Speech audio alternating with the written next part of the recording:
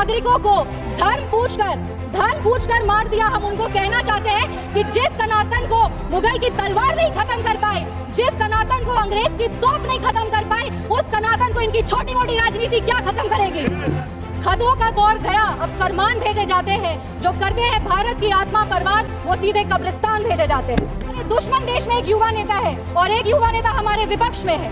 दुश्मन देश का सदन अलग है, हमारे देश का सदन अलग है। वहाँ के नेता अलग है, यहाँ के नेता अलग है, पर इनका सवाल एक ही है। विपक्ष का सवाल और दुश्मन देश के नेता का सवाल एक कैसे हो सकता है।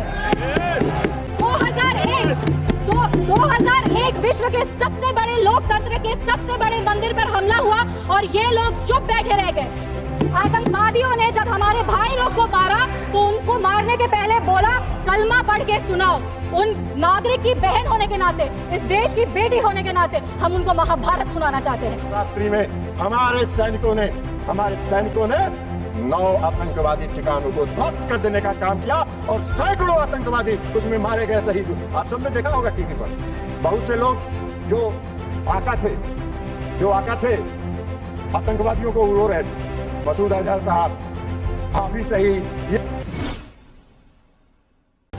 एक तरफ केंद्रीय मंत्री राजीव रंजन सिंह उर्फ ललन सिंह ने आतंकी मौलाना मसूद अजहर को साहब और आतंकियों को शहीद कह दिया, तो दूसरी तरफ बिहार में समस्तीपुर की लोजपा रामविलास पार्टी से सांसद शांभवी चौधरी लोकसभा में बोलते बोलते आतंकी हमलों की क्रोनोलॉजी ही भूल रही।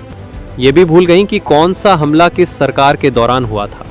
ये हम नहीं कह रहे, बल्कि इसी तरह का एक बयान उन्होंने खुद संसद में दिया है। समस्तीपुर सांसद शांभवी चौधरी ऑपरेशन सिंदूर पर एनडीए सरकार की तरफ से बोल रही थी।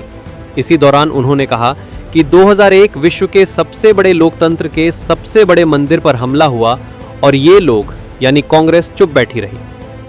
इस तरह शांभवी चौधरी ने 2001 के संसद हमले के लिए कांग्रेस सरकार को जिम्मेदार ठहरा दिया। लेकिन बड़ी बात ये कि उस वक्त केंद्र में कांग्रेस की सरकार थी ही नहीं। और वो कह रहे थे कि 1971 में इंदिरा गांधी ने ये किया है, 1971 में इंदिरा गांधी ने वो किया, पर वो कभी भी 1971 का क्रेडिट बिहार के बेटे जगजीवन राम जी को नहीं देते हैं, जो तब के रक्षा मंत्री थे। बांग्लादेश ने उनको 1971 का वॉर हीरो डिक्लेयर किया तो रक्षा मंत्री होने के जंग के बाद भी उन्होंने सैनिकों के रिहैबिलिटेशन के लिए काम किया।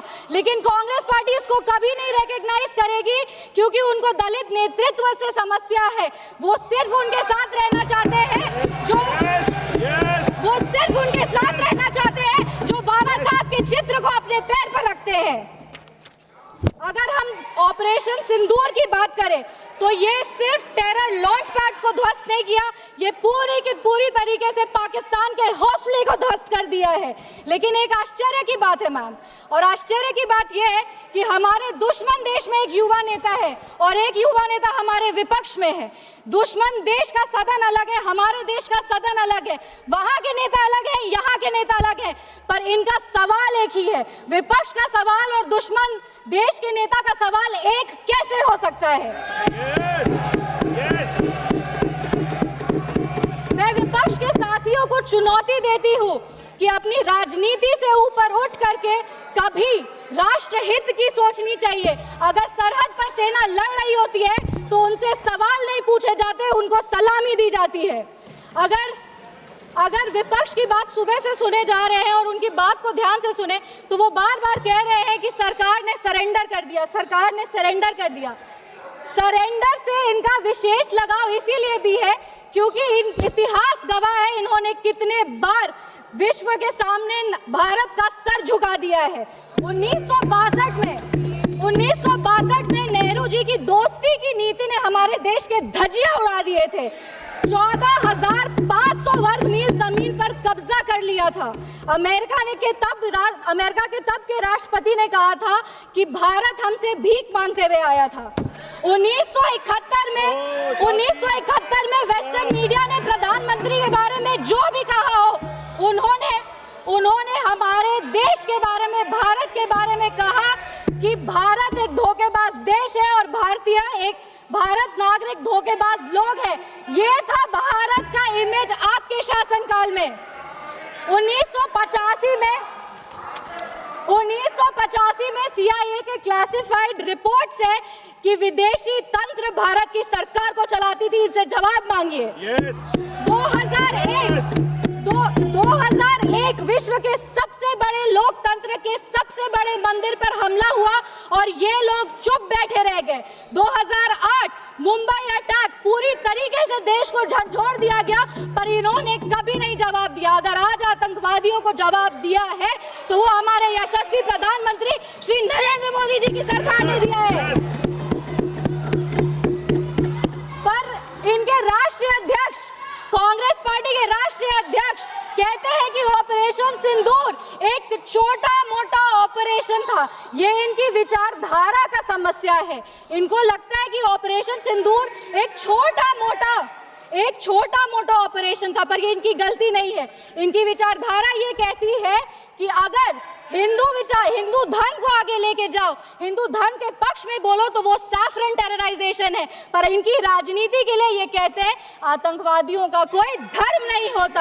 ये दोहरा चरित्र क्यों है इनका? आतंकवादियों ने हमारे नागरिकों को धर्म पूछकर मार दिया। हम उनको कहना चाहते हैं कि जिस सनातन को मुगल की तलवार नहीं खत्म कर पाई, जिस सनातन को अंग्रेज की तोप नहीं खत्म कर पाई, उस सनातन को इनकी छोटी मोटी राजनीति क्या खत्म करेगी? आतंकवादियों ने जब हमारे भाई लोग को मारा तो उनको मारने के पहले बोला कलमा पढ़ के सुनाओ। उन नागरिक की बहन होने के नाते, इस देश की बेटी होने के नाते हम उनको महाभारत सुनाना चाहते हैं। महाभारत सत्य और धर्म की लड़ाई जरूर है, लेकिन महाभारत द्रौपदी के प्रतिशोध का भी प्रतीक है। द्रौपदी का बदला महाभारत है और हमारी संस्कृति में है, अगर नारी सम्मान में त्रुटि होगी तो फिर से महाभारत रचा जाएगा। और महाभारत में लिखा है धर्मो रक्षति रक्षता। जो धर्म की रक्षा करते हैं, धर्म भी उन्हीं की रक्षा करता है।